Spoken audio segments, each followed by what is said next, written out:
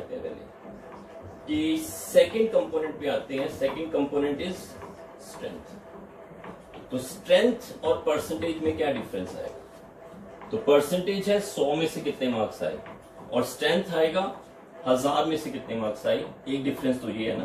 तो इसका मतलब इसको क्या लिख सकते हो, पार्ट्स पर 1000। वो पार्ट्स पर 100, ये पार्ट्स पर 1000। पहला डिफरेंस तो ये बनता है।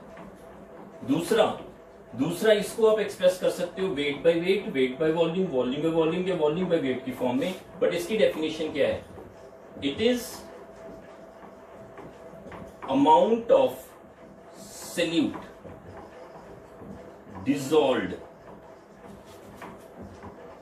per liter of solution। तो फर्क नजर आ रहा है। It is not in 100, it is in 1000। तो weight of solute WB, volume of solution, तो वॉल्यूम ऑफ सोल्यूशन किसमें लिखा जाएगा? लीटर्स में। तो ये क्या बन जाएगा? स्ट्रेंथ। तो strength is weight of component बटा volume of solution in litres. तो अगर वॉल्यूम सपोज ml में है तो इसको लिख सकते हो वेट बाय वॉल्यूम। ml में है तो लीटर में कन्वर्ट कर लेना। तो ml में है तो लीटर में कन्वर्ट करने का मतलब मैं 1000 लगा देता हूं यहाँ पे। तो वॉल्यूम मेरे पास अगर ml में है तो मैं उसको लीटर में कन्वर्ट कर चुका। तो इसका मतलब strength is wait dissolved per litre of solution. तो यूनिट्स क्या बन गए? ग्राम पर लीटर। तो स्ट्रेंथ और परसेंटेज में क्या डिफरेंस आ रहा है? 100 में कितना amount, that is percentage. Strength में क्या आ रहा है? पार्ट्स पर 1000, पहला डिफरेंस। दूसरा क्या आ रहा है कि स्ट्रेंथ में आप एक ही तरह से लिखते हो, नीचे हमारे पास हमेशा क्या आएगा? Volume of solution. तो strength is weight by volume only. तो इसमें weight by weight, weight by volume, volume by volume तीन तरह से थे। तो स्ट्रेंथ में सिर्फ आप वेट बाय वॉल्यूम लिखोगे। डिफरेंस क्या है कि यहाँ पे वॉल्यूम के साथ मल्टीप्लिकेशन फैक्टर क्या था? 100। उधर मल्टीप्लिकेशन फैक्टर क्या आ गया? 1000। तो इसका मतलब ऐसे लिख सकते हैं कि strength is weight by volume 100 into 10 कर सकते हैं इसको। तो अगर 100 इंटू 10 करो तो ये चीज क्या बन गई? तो ये चीज क्या बन गई? This is strength is percentage weight by volume into 10। तो इसका मतलब एक रिलेशन क्या बन गया?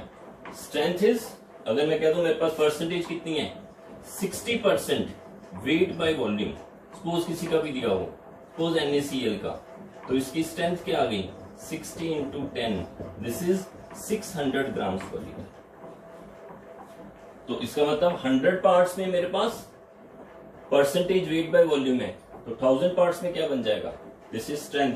तो स्ट्रेंथ और परसेंटेज में डिफरेंस क्या चीज का बन रहा है कि that is always wait by weight, weight by volume, volume by volume. But strength में क्या आएगा? स्ट्रेंथ में सिर्फ हमारे पास वेट बाय वॉल्यूम ही आएगा और वॉल्यूम को लीटर में लिखना पड़ेगा।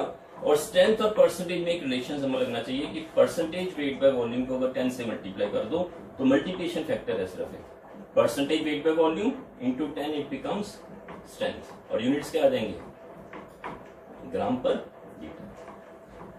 तो अगर इसको आप रिलेट करो स्ट्रेंथ को percentage weight by weight into 10 into density, तो इसका मतलब percentage weight by volume, this becomes percentage weight by weight into density. इस तरह से तो परसेंटेज वेट बाय वॉल्यूम, देखो ना, अगर रिलेट करना चाहो तो आप इस रिलेशन को देखो फोकस करके। दिस इज वेट और वॉल्यूम को कैसे लिखते हो? वेट बाय वॉल्यूम क्या बनता है? डेंसिटी। तो मैं वॉल्यूम की जगह पे क्या लिख सकता हूं? Weight of solution divided by density, this is volume of solution. तो यहां वॉल्यूम की जगह पे क्या लिख दो? Weight divided by density. तो ये क्या बन गया? Weight of solution. डिवाइड क्या करूंगा? डेंसिटी से। तो अगर मैं डेंसिटी को डिवाइड की बजाय ऊपर ले जाऊं तो क्या आ जाएगा? तो ये 100 फैक्टर तो यहीं पे रह गया और इंटू क्या आ गया? 10 आ गया। तो ये क्या बन गया? This is percentage weight by weight into 10 into density. तो आपको ये शॉर्टकट रिलेशन है जो वैसे ही याद करना चाहिए। तो स्ट्रेंथ का रिलेशन आया वेट बाय वॉल्यूम, वॉल्यूम किसमें आएगा? लीटर्स में। अगर मैं लीटर्स की बजाय ml में लिखा है तो मेरे को लीटर में कन्वर्ट करना पड़ेगा, तो 1000 का कन्वर्शन फैक्टर लगाना पड़ेगा। तो ml को लीटर में कन्वर्ट करने के लिए 1000 का फैक्टर लगाया होगा। तो 1000 इज 100 इंटू 10। तो वेट बाय वॉल्यूम इंटू 100 को क्या लिखते हो? Weight by volume into 100 is called percentage.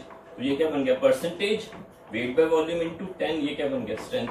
But अगर मेरे को परसेंटेज वेट बाय वॉल्यूम की जगह वेट बाय वेट लिखना हो तो मैंने क्या किया है? स्ट्रेंथ को लिखा है weight divided by volume, 100 into 10 हो गया। तो वॉल्यूम ऑफ सोल्यूशन की जगह पे मैंने क्या लिख दिया है? Weight divided by density. अब यहाँ पे वॉल्यूम की जगह पे क्या लिख दिया? वेट डिवाइड किया डेंसिटी से, डेंसिटी ऊपर चला गया। तो वेट बाय वेट इंटू 100 क्या बन गया? वेट बाय वेट इंटू 100 क्या बन गया? ये मेरे पास था परसेंटेज वेट बाय वेट। तो ये परसेंटेज वेट बाय वेट हो गया, ये 10 हो गया, ये डेंसिटी हो गया। तो शॉर्टकट रिलेशन में क्या आ गया कि एक रिलेशन आप याद रख लो, strength is percentage weight by volume into 10। दूसरा क्या आ गया? Strength is percentage weight by weight into 10 into density. तो एक चीज आपके पास आ गई, व्हाट इज परसेंटेज। दूसरी चीज क्या आ गई? What is strength. अब तीसरी चीज में देखो क्या आ रहा है। सिर्फ हमारे पास ना सल्यूट के अमाउंट के बेसिस पे थर्ड फैक्टर क्या आ गया? दिस इज पार्ट्स पर मिलियन। अब पार्ट्स पर मिलियन क्या बन गया? पार्ट्स पर मिलियन इज पीपीएम। पीपीएम का मतलब इसको भी आप तीन तरह से लिख सकते हो, weight by weight, weight by volume, और it is volume by volume. अब परसेंटेज नहीं मैं पीपीएम की फॉर्म में लिखा, तो परसेंटेज को भी तीन तरह से लिखा था, पीपीएम को भी तीन तरह से लिखोगे। तो फर्क डिफरेंस किस चीज का आ रहा है? डिफरेंस आ रहा है सिर्फ मल्टीप्लिकेशन फैक्टर में। इसका मतलब पीपीएम को कैसे लिखोगे? Number of parts of component, number of parts of component in 10 raised to power 6 parts of solution. तो डिफरेंस देखो ना किस चीज का है। डिफरेंस है 100 में कितने मार्क्स आए, वो क्या बन गया? परसेंटेज। 1000 में कितने मार्क्स आए, वो क्या बन गया? स्ट्रेंथ। 10 raised to power 6 में कितने मार्क्स आए, वो क्या बन गया? पीपी। तो पीपीएम आप कब यूज करोगे? पीपीएम यूज करोगे अगर सल्यूट का अमाउंट क्या हो? काफी कम। तो ppm is expressed if amount of solute is very very less. तो इसका मतलब यहां पे पीपीएम में लिखना है तो क्या लिखूंगा? Wait of component, weight of solution 10⁶। Relate कर पा रहे हो ना? तो वेट ऑफ कंपोनेंट बेटा वेट ऑफ सॉल्यूशन 10⁶। इसका मतलब मल्टीप्लिकेशन फैक्टर नहीं फर्क है, डिल्यूशन का ही फर्क है। दूसरा क्या आ गया? वेट ऑफ कंपोनेंट बेटा वॉल्यूम ऑफ सॉल्यूशन इंटू 10⁶। तो ये पीपीएम आएगा वेट बाय वॉल्यूम की फॉर्म में। और तीसरा क्या आ गया? वॉल्यूम ऑफ कंपोनेंट बेटा वॉल्यूम ऑफ सॉल्यूशन, तो 10⁶। वॉल्यूम ऑफ कंपोनेंट बेटा वॉल्यूम ऑफ सॉल्यूशन इंटू 10⁶। तो इसका मतलब पहला कंसेप्ट क्या आ गया कि आपने स्ट्रेंथ, परसेंटेज और पीपीएम। तो ये मेथड कब यूज करना है? अगर आपका अमाउंट ऑफ सॉल्यूट क्या हो? काफी कम हो। तो कंटेमिनेशन बेसिकली कम होती है। तो नॉर्मली इससे कंटेमिनेशन किस पे लिखते हैं? पोल्यूटेंट्स की हम लिखते हैं 5 ppm। इसका मतलब 10⁶ पार्ट्स में कितना कंपोनेंट प्रेजेंट है? 5। इसका मतलब ये अमाउंट क्या है? काफी कम है।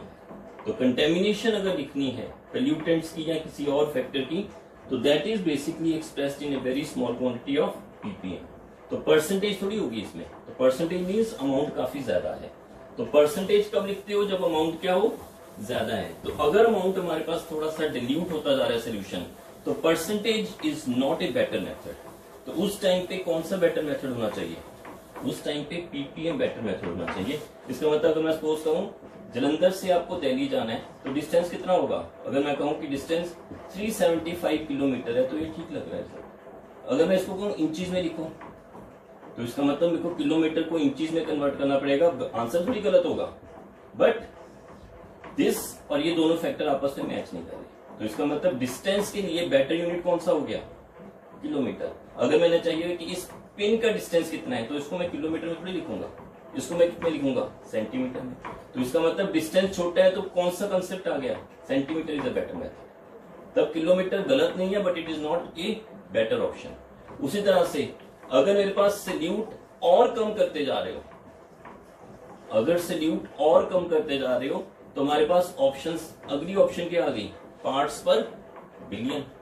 तो अगर सल्यूट कम है तो कंसंट्रेशन को एक्सप्रेस करने का और बेटर तरीका क्या आ गया, that will be PPB. PPB में क्या आएगा, number of parts of component in 10⁹ parts of solution. तो पार्ट्स पर बिलियन 10⁹ 100 करोड़ तक पहुंच गया। तो इसका मतलब 100 में हो तो क्या बनेगा, 100 में था क्या बन गया, परसेंटेज। 1000 में गया तो क्या बना, स्ट्रेंथ। 10⁶ में गए तो क्या बना, पीपीएम। 10⁹ पार्ट्स में गए तो क्या बना, पीपीबी। कंसेप्ट तो सेम ही है, फॉर्मूले भी सेम ही आएंगे, सिर्फ वेट बाय वेट इंटू 10⁹ में चला जाएगा। वेट बाय वॉल्यूम इंटू 10⁹ में चला जाएगा। वॉल्यूम ऑफ कंपोनेंट बटा वॉल्यूम ऑफ सॉल्यूशन इंटू 10⁹। तो इसका मतलब डिफरेंस बेसिकली मल्टीप्लिकेशन फैक्टर में ही आ रहा है। तो अगर आप डिल्यूशन की तरफ जा रहे हो तो आपके पास बेटर मेथड क्या है, पीपीएम और पीपीबी। अगर आपके पास कंसंट्रेटेड सॉल्यूशन है तो बेटर मेथड क्या आ रहा है, स्ट्रेंथ और परसेंटेज। तो इसका मतलब मेथड्स कौन कौन से करवा दिए, एक मैंने करवा दिया परसेंटेज मेथड, एक मैंने करवा दिया स्ट्रेंथ, एक आपके पास आ गया पीपीएम और एक आपके पास आ गया पीपीबी।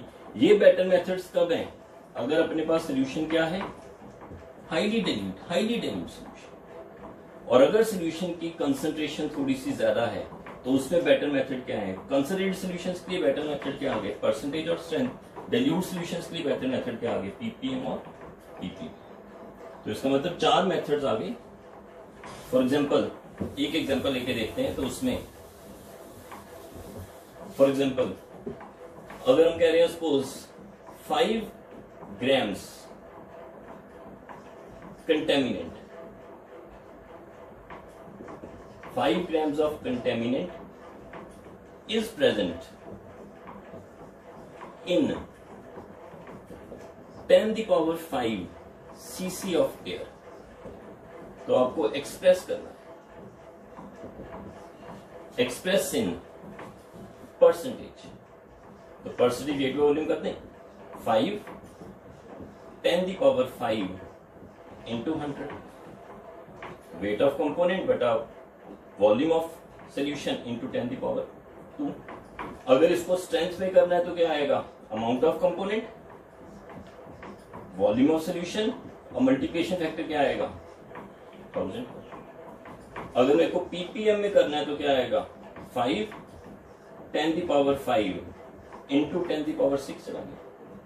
और अगर यही पीपीबी में चला जाए तो क्या आएगा, 5 10⁵ इंटू 10⁹। तो इसका मतलब इसका आंसर कितना आ रहा है, इसका आंसर आ रहा है 5 इंटू 10⁻³ तो परसेंटेज कितनी होगी, ये परसेंटेज चलेगी 0.005%। और यही आंसर देखो आगे जाके बढ़ते हुए ये कितना चला गया, ये चला गया 5 इंटू 10⁴ पीपीबी। इसका मतलब अगर अमाउंट काफी कम था तो परसेंटेज में वो काफी कम लग रहा था, बट पीपीबी में एक्सप्रेस किया तो उसका आंसर क्या आ गया, सिग्निफिकेंट फॉर्म चला गया। तो इसका मतलब which is a better method to express concentration, अगर अमाउंट कम है तो परसेंटेज में हम कह सकते हैं कि 3rd 4th डेसिमल तक जा रहा है, चलो इसको निग्लेक्ट कर दो। बट वही आंसर जब हम पीपीएम और पीपीबी एक्सप्रेस कर रहे हैं तो वो बेसिकली कुछ सिग्निफिकेंट फॉर्म में नजर। तो कंसेप्ट वही है, न्यूमेरिकल क्या आ रहा है, सेम न्यूमेरिकल है, बट एक्सप्रेस करने के लिए मेथड्स क्या यूज कर दिए, डिफरेंट यूज कर दिए। Percentage weight by volume, component volume 10⁵, strength amount, this is volume into 1000। Ppm में 5 10⁵ इंटू 10⁶, पीपीबी में क्या आएगा 10⁹। तो इसका मतलब एक ही न्यूमेरिकल को आपको डिफरेंट मेथड से एक्सप्रेस किया तो आंसर्स तो डिफरेंट ही आएंगे, क्योंकि ये कंसंट्रेटेड के लिए बेटर मेथड था और ये किसके लिए बेटर मेथड है, डाइल्यूट। तो इसका मतलब कंसंट्रेशन ऑफ सॉल्यूशन को आपने एक्सप्रेस करना है तो कौन कौन से मेथड्स आ गए आपके दिमाग में, रिकॉल करो। एक मेथड आ गया आपके पास परसेंटेज, दूसरा क्या आ गया स्ट्रेंथ, तीसरा क्या बना पार्ट्स पर मिलियन, चौथा क्या बना पार्ट्स पर बिलियन। बेटर मेथड कौन सा है, बेटर सारे ही हैं, बट अगर मेरे पास कंसंट्रेटेड सॉल्यूशन है तो बेटर मेथड कौन सा आ गया? कंसिडर में बेटर मेथड कौन सा है? स्ट्रेंथ या परसेंटेज? डिल्यूट में कौन सा बेटर मेथड है? दैट कैन बी पीपीएम और पीपीवी। तो एक चीज मैंने और बताई थी कि परसेंटेज, ये फॉर्मूले ना शॉर्टकट में दिमाग में रखना, percentage weight by volume into 10, और दूसरा फॉर्मूला क्या था? Percentage weight by weight into 10 into density. तो ये शॉर्टकट में फॉर्मूले दिमाग में रखना कि परसेंटेज और स्ट्रेंथ का कन्वर्शन फैक्टर हमारे पास क्या है। अब इसके बाद अगले मेथड्स क्या आएंगे? अगले मेथड्स आ गए हमारे पास मोलैरिटी। तो मोलैरिटी तो आपने पढ़ा होता है ना, व्हाट इज मोलैरिटी? मोलैरिटी को हम लिखते हैं, it is number of moles of solute dissolved per litre of solution. तो ये मोल्स की तरफ चले गए। Molarity is moles of solute. Moles of solute को क्या लिख दोगे? एनबी, volume of solution in litres. तो मोलैरिटी कैपिटल एम हो गया, ऊपर आ गया number of moles of solute, नीचे आ गया वॉल्यूम ऑफ सोल्यूशन। किसमें लिखना है आपको? लीटर्स में। तो what is number of moles? Number of moles का फॉर्मूला क्या लिखते थे +1 में? Given mass of solute, molar mass of solute, given mass बटा molar mass is number of moles. नीचे क्या आ गया? वॉल्यूम। अगर वॉल्यूम लीटर्स में है तो ऊपर क्या आएगा? 1। बट अगर वॉल्यूम है 200 ml, तो अगर वॉल्यूम 200 ml है तो क्या करोगे? अगर वॉल्यूम 200 ml है तो 200 डिवाइडेड बाय 1000 करोगे। तो अगर वॉल्यूम ml में है तो उसको किस में कन्वर्ट करोगे? लीटर्स में। तो इसका मतलब मैंने ये 1000 लगा दिया। तो molarity is given mass, molar mass of solute, volume litres में कन्वर्ट करने के लिए 1000 लगा दिया। अब ये देखो क्या बन गया। आपने भी पढ़ा था कि वेट बाय वॉल्यूम इनटू 1000 क्या बन गया था? पढ़ा था पीछे स्ट्रेंथ। तो ये क्या बन गया देखो, वेट बाय वॉल्यूम इनटू 1000 को क्या बनाओगे? स्ट्रेंथ। तो ये क्या बन गया? Strength divided by molecular weight of solute. ठीक है। स्ट्रेंथ का क्या रिलेशन लिखा है आपने? Percentage weight by volume into 10 divide किससे कर दिया? Molecular weight. तो इसका मतलब फॉर्मूले तो सारे इंटरलिंक्ड ही आ गए ना। Percentage weight by weight into 10 into density divided by molecular weight. इसका मतलब अपने को फॉर्मूला सिर्फ ये बेसिक फॉर्मूला तो यही था। तो ये फॉर्मूला आपके पास वेट बाय वॉल्यूम इंटू 1000 है, या आपके पास वेट बाय वॉल्यूम। ये आप दो फॉर्मूले देखो ना, बेसिक आप यूज कर रहे हो। बाकी तो फॉर्मूले हम इससे डिराइव ही कर रहे हैं, तो याद करने की जरूरत थोड़ी है। तो आपको बेसिकली नंबर ऑफ मोल्स का फॉर्मूला पता होना चाहिए। What is number of moles? Number of moles को क्या बोलते हो? Given mass divided by molar mass. तो ये अगर ये याद है तो अगला बन गया वेट बाय मॉलिक्यूलर वेट। तो अब वेट वॉल्यूम 1000 को क्या कहना है? वेट वॉल्यूम 1000 को स्ट्रेंथ पता ही था, याद थोड़ी किया मैंने। स्ट्रेंथ को क्या रिलेट किया? स्ट्रेंथ हमने पढ़ा ही था, percentage weight by volume into 10। Strength क्या पढ़ा था? Percentage weight by weight into 10 into density. तो इसका मतलब ये सारे फॉर्मूले हमारे पास मोलैरिटी के लिंक हुए। अब देखो एक चीज हम पढ़ते हैं, molarity is number of moles बटा वॉल्यूम ऑफ सॉल्यूशन। तो नंबर ऑफ मोल्स का फॉर्मूला क्या बना? नंबर ऑफ मोल्स एनबी को हम क्या लिखते हैं? Molarity into volume. तो m और v को जब मल्टीप्लाई करते हो तो क्या बनता है? Number of moles. ये वॉल्यूम किस में लिखना चाहिए? लीटर्स में। अगर ये वॉल्यूम लीटर्स में नहीं है तो लीटर्स में कन्वर्ट कर लो। तो इसका मतलब नंबर ऑफ मोल्स का क्या कंसेप्ट आ गया? mv divided by 1000। हाँ, अगर वो कहीं मेरे का वॉल्यूम मोल्स में नहीं है, मिली मोल्स में लिखना है, तो क्या कर सकते हो? तो हम इसको वॉल्यूम को ml में रहने देते हैं। तो फॉर्मूला आता है ना m1v1 is equal to m2v2। तो m और v का मल्टीप्लिकेशन होता क्या है? उसे नंबर ऑफ मोल्स भी बोल सकते हो, नंबर ऑफ मिली मोल्स भी बोल सकते हो। तो मोल्स का रिलेशन क्या आ गया? Given mass divided by molar mass. दूसरा क्या आ गया? This is m into v। तो m इंटू वी अगर ml में है तो मिली मोल्स है, अगर लीटर में है तो क्या बन जाएगा? मोल्स। तो ये फॉर्मूले मेरे को लगता है क्लियर है आपके। तो molarity is moles of solution पर लीटर ऑफ सोल्यूशन। तो number of moles of solute dissolved per litre of solution क्या बन गया? मोलैरिटी। अब देखो इसमें एक चीज पता क्या आ रही है कि मोलैरिटी डिपेंड किस पे करती है? मोलैरिटी डिपेंड करती है वॉल्यूम पे, और वॉल्यूम किस पे डिपेंड करता है? टेम्परेचर पे। तो molarity is inversely proportional to volume and volume is directly proportional to temperature. तो ये क्वेश्चन देखो प्लस में पढ़ते थे कि मोलैरिटी चेंजेस विद टेम्परेचर। क्यों? क्योंकि टेम्परेचर बढ़ाओगे तो वॉल्यूम क्या करेगा? इंक्रीज करेगा। तो टेम्परेचर बढ़ाने से वॉल्यूम बढ़ गया, वॉल्यूम बढ़ने से मोलैरिटी कम हो गई, तो इसका मतलब मोलैरिटी क्या करेगी? डिक्रीज करेगी विद इंक्रीज इन टेम्परेचर। तो सुबह अगर कोई सोल्यूशन बनाओगे तो शाम तक वो सोल्यूशन की मोलैरिटी क्या करेगी? चेंज करेगी। तो molarity decrease with increase in temperature, इसका मतलब कि मोलैरिटी क्या बन गई? मोलैरिटी इज टेम्परेचर डिपेंडेंट हो गई। तो मोलैरिटी टेम्परेचर डिपेंडेंट है, तो इसका मतलब molarity is not a better method to express concentration. ये क्वेश्चन आता था ना पेपर में। तो मोलैरिटी एक बेटर मेथड नहीं है कंसंट्रेशन एक्सप्रेस करने के लिए, क्योंकि किसी ने सुबह कोई सोल्यूशन बनाया तो दोपहर तक आते आते टेम्परेचर बढ़ गया, तो उसका मतलब उसकी मोलैरिटी क्या हो गई? चेंज कर दी। तो molarity is temperature dependent, therefore it is not a better method to express concentration. तो molarity is not a better method to express concentration. तो इसका मतलब अगर ये टेम्परेचर के साथ चेंज कर रही है तो इसके लिए ना एक बेटर टर्म पता है क्या यूज करते हो? तो हम कहते हैं मेरे पास 5 मोलर सोल्यूशन है। फिर पूछे 5 मोलर सोल्यूशन, इसका मतलब क्या है? 5 मोलर का मतलब हो गया 5 मोल्स इन 1 लीटर। कोई बोले 2 मोलर सोल्यूशन है, 2 मोलर का मतलब क्या हो गया? 2 मोल्स इन 1 लीटर। तो इसका मतलब मोलर सोल्यूशन का मतलब, मोलर सोल्यूशन क्या हो गया? जितने मोलर है इसका मतलब उतने मोल्स 1 लीटर में हो गए। तो मोलर सोल्यूशन हमारे पास मोल्स के बेसिस पे 5 molar, 2 molar and so on, ऐसे भी लिख सकते हो। अगर वॉल्यूम थोड़ा सा चेंज करें, अगर मैं कहूं मेरे पास सेंटीमोलर सोल्यूशन है, कोई कहे मेरे पास सेमी मोलर सोल्यूशन है, कोई बोले अपने पास मिली मोलर सोल्यूशन है। तो इन चीजों का मतलब क्या है? सेंटीमोलर का मतलब क्या हो गया? Century, m/100।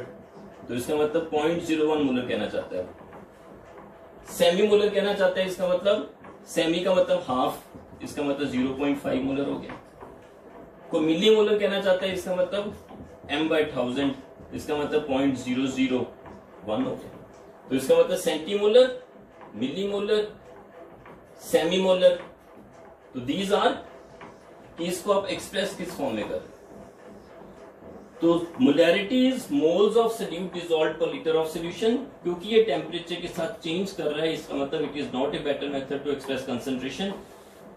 तो इसके लिए ना एक टर्म हम यूज करते हैं, हम कह रहे हैं कि 5 molar, 2 molar, 3 molar, 1 molar.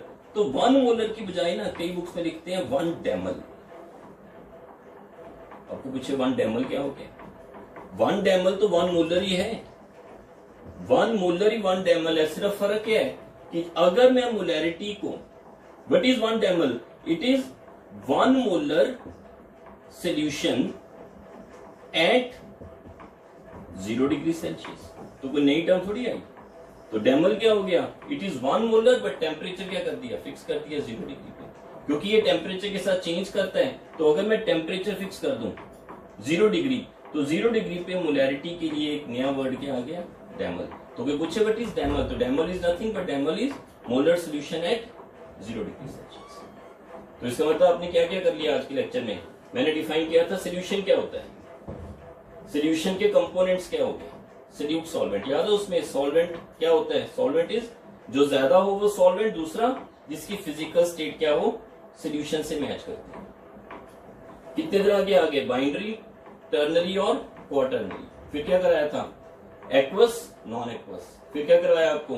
Concentrated और डाइल्यूट। एक जस्ट हिंट से दे दिया कि 5% से ऊपर वाले हम क्या मानते हैं, ज्यादातर कंसंट्रेट की तरफ ले जाते हैं। तो कितनी तरह से हमने कंसंट्रेशन को एक्सप्रेस किया? पहला मेथड क्या आ गया? पहला मेथड क्या आ गया? दैट वाज परसेंटेज, 3 तरह से एक्सप्रेस कर दिया। दूसरा मेथड क्या आ गया? स्ट्रेंथ, तीसरा क्या आ गया, पीपीएम, फिर क्या आ गया, पीपीबी। इसमें क्या डिफरेंस बताया था, अगर कंसिडर्ड है तो दो मेथड ऊपर वाले बेटर हैं, अगर डिल्यूशन की तरफ जा रहे हो तो हमारे पास मेथड क्या है, पीपीएम और पीपीबी।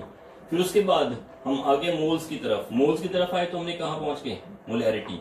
तो मोलैरिटी को मैंने कितने मेथड्स में लिख दिया, मोलैरिटी के मैंने 3-4 फॉर्मूले लिख दिए। फिर 3-4 फॉर्मूले का लिंक किस चीज से बना, स्ट्रेंथ की फॉर्म से। तो स्ट्रेंथ के साथ लिंक करके अपने फॉर्मूले बनाए। फिर मोल्स क्या होता है, moles is m into V, millimoles क्या हो गया, अगर वॉल्यूम ml में है तो मिली मोल्स, अगर लीटर्स में क्या आ गया, मोल्स आ गया। फिर ये टेम्परेचर डिपेंडेंट है कि इंडिपेंडेंट, ये टेम्परेचर डिपेंडेंट क्वांटिटी है। इसका मतलब क्या बेटर मेथड है, आंसर इज नो, क्योंकि ये टेम्परेचर के साथ क्या करेगा, चेंज करेगा। फिर डेमल वर्ड बोला, डेमल क्या था, है मोलैरिटी या सिर्फ टेम्परेचर क्या कर दिया, 0 डिग्री सेल्सियस। एक लास्ट चीज बाकी ना फिर नेक्स्ट लेक्चर में लेंगे, कि एक हमने पढ़ा था, एक एक्सटेंसिव प्रॉपर्टी होती है, एक इंटेंसिव प्रॉपर्टी होती है। तो मोलैरिटी जो है it is a intensive property, it is independent of quantity और amount of substance, independent of quantity और अमाउंट। कई बार ऑब्जेक्टिव में क्वेश्चन आता है, molarity is, tick the right option. तो एक्सटेंसिव और इंटेंसिव ये अमाउंट पे डिपेंड नहीं करती, इसका मतलब ये क्या बनेगी, इंटेंसिव। आपके पास एक सोल्यूशन बना के रख लो, सपोज मेरे पास 2 मोलर सोल्यूशन है, मैं उसका थोड़ा सा अमाउंट लूं या थोड़ा सा ज्यादा अमाउंट लूं, रहेगा वो 2 मोलर। तो इसका मतलब अमाउंट को चेंज करने से इसकी वैल्यू में कोई फर्क नहीं आएगा। तो molarity is a intensive property, क्योंकि ये अमाउंट के साथ चेंज नहीं करती। इट इज वन डेमल, इंडिपेंडेंट, तो it is independent of quantity और अमाउंट ऑफ सब्सटेंस, इसकी ये इंटेंसिव प्रॉपर्टी है। और इट इज टेम्परेचर डिपेंडेंट। तो 4 या 5 प्रॉपर्टी मैंने डिस्कस कर दी। अब कल के लेक्चर में आ जाएगा आपके पास normality, molarity, formality, mole fraction. कोशिश करो कि जो सारे फॉर्मुलेज आ रहे हैं ना एक पेज पे लिखने शुरू कर दो। तो फॉर्मुलेज अगर एक पेज पे लिख लोगे ना तो न्यूमेरिकल्स उसको आएंगे जिसको जितने जल्दी फॉर्मुले रिटेन करेगा, क्योंकि ज्यादा ट्रिकी क्वेश्चंस नहीं आएंगे। फॉर्मुले मैंने इतने करवा देने हैं आपको कि फॉर्मुले के बेसिस पे ही न्यूमेरिकल्स मैक्सिमम निकल जाएंगे।